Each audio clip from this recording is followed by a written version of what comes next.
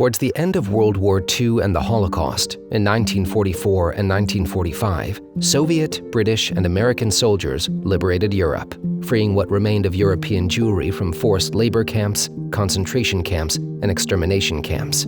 Jews, and particularly Jewish children and adolescents, were also liberated from their places of hiding and from monasteries.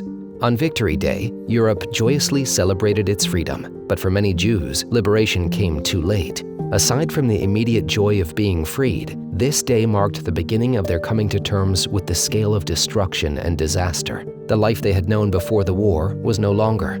Liberation Day was the beginning of an almost superhuman effort to gather the fragments of life and begin anew. Many of the liberated Jews succumbed quickly after liberation. The long years of suffering had left their mark, and thousands died from weakness, hunger, diseases, and overeating in the immediate aftermath of liberation. According to estimates, some 20,000 former Jewish prisoners died in Germany during the first weeks after liberation. The physical condition of those who survived was exceedingly poor, with most suffering from malnutrition and serious disease as a result of their living conditions during the Holocaust. The loneliness survivors faced upon liberation was at times too much to bear.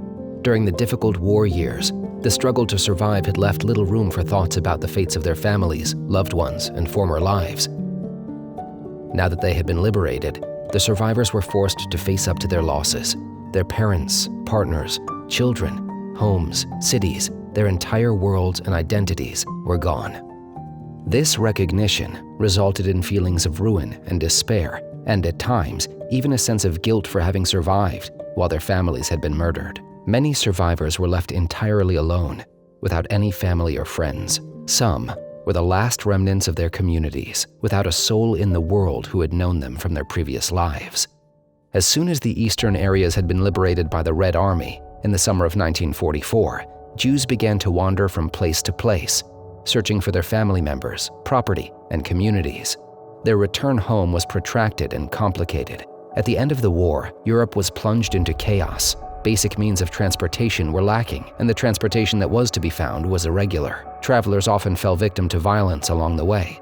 When survivors arrived at their destinations, there was usually no one waiting for them. In rare cases, they would meet other family members wandering among the ruins. Many survivors discovered that their families had been murdered and that strangers were living in their homes. In addition, some of the survivors encountered anti-Semitic violence, particularly in Eastern Europe. In pogroms that took place in Polish towns and cities, 350 Jews were murdered by the end of 1945.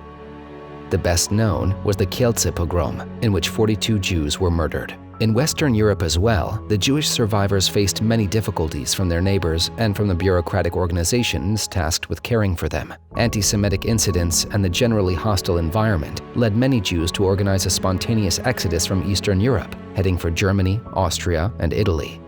This flight was organized by survivors, mainly former partisans and soldiers, in an attempt to reach the coasts of the Mediterranean, and from there, the land of Israel. From their testimony, we can learn that, alongside feelings of despair and emptiness, survivors were also filled with a strong urge to live and a burning desire to return to normality and resume their lives, even if that meant finding a new meaning for their lives.